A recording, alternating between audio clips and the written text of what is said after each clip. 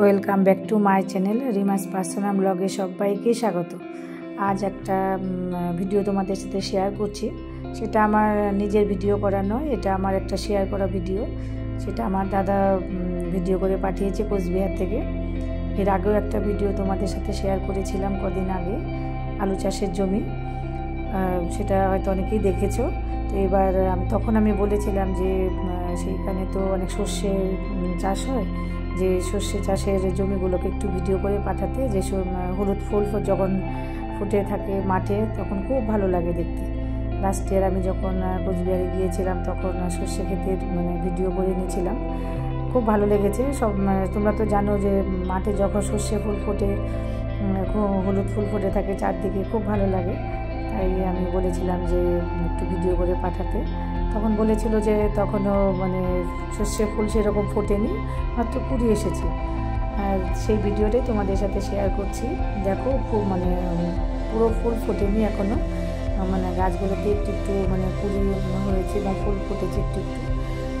পুরো ফুল যখন ফুটবে তখন পুরো জমিটা একদম পুরো হলুদ হয়ে থাকবে। তবে সবুজ দেখতে সবারই ভালো লাগে, আমারও ভালো লাগে। আমি প্রকৃতির মাঝখানে বড় হয়েছি, তাই প্রকৃতি আমাকে ভীষণভাবে আকর্ষণ করে। তাই ভিডিও করে তোমাদের সঙ্গে আমাকে যা ভিডিও করে পাঠায় সেটা তোমাদের সাথে শেয়ার করছি। মাঝে মধ্যে আমি যখন গ্রামে ঘুরতে যাই ভিডিও করে নিয়ে আসি, সেটা তো সবার সাথে শেয়ার করি।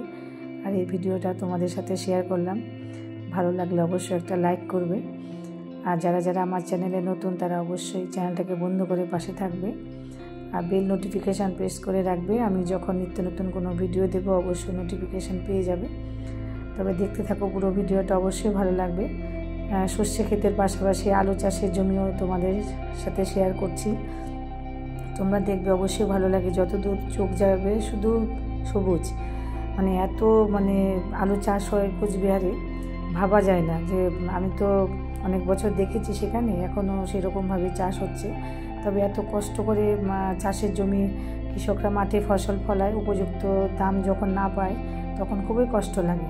যে কৃষকরা এত পরিশ্রম করে সারা দিন রাত ধরে চাষের জমিতে চাষ করে ফসল ফলায় এবং সারাদিন নাওয়া খাওয়া বন্ধ করে ফসলের পেছনে পড়ে থাকতে হয়। আমি তো দেখেছি ছোটোবেলা থেকে সেই সব পরিশ্রমের কী করে চাষিরা পরিশ্রম করে। আমি গ্রামে বড় হয়েছি, তাই চোখের সামনে দেখেছি। তাই ভিডিওটা তোমাদের সাথে শেয়ার করছি। দেখো চাষিরা কীভাবে মাঠে আলু জমিতে চাষ করছে, চাষ তো নয়, আলু চাষের জমিগুলোতে কীভাবে রক্ষণাবেক্ষণ করছে, সেই ভিডিওটা তোমাদের সাথে শেয়ার করছি। দেখো ভালো লাগবে। সারা দিন রাত ধরে আলু চাষের জমিতে পড়ে থাকতে হয়, জমিতে স্প্রে করতে হয়। এমন একটা সময় আসে যে সকাল বিকাল দুবেলায় জমিতে ওষুধ স্প্রে করতে হয়। শীতকালে প্রচুর ধসা লাগে আলু চাষের জমিগুলোতে, আমি দেখেছি। প্রচুর খাটুনি আলু চাষের জমিতে। তারপর যখন উপযুক্ত ফসল না পায় চাষিদের, সত্যি খারাপ লাগে। তোমরা দেখো, দেখো ভোরবেলা থেকে আলু চাষের জমিতে স্প্রে করতে হয়, আর সারাদিন ধরেই করতে হয়। যার যতটা জমি নিজে হাতে যখন কাজ করে, নিজের মনের মতো করে। আর যারা লেবার দিয়ে কাজ করে তাদের তো আরও বেশি খাটুনি, যে লেবারের পেছনে শ্রম দিতে হয়, লেবাররা ঠিকঠাক কাজ করছে কি না। তারপর নিজের হাতে যখন কাজ করে তখন ভালোই লাগে। এইভাবে চাষিরা সারাদিন আলু চাষের জমিতে সারাদিন ধরে খাটে।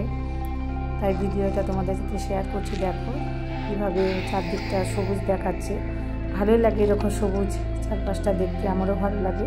তাই তোমাদের সাথে ভিডিওটা শেয়ার করছি। দেখো অবশ্যই ভালো লাগবে, কেউ স্কিপ করবে না।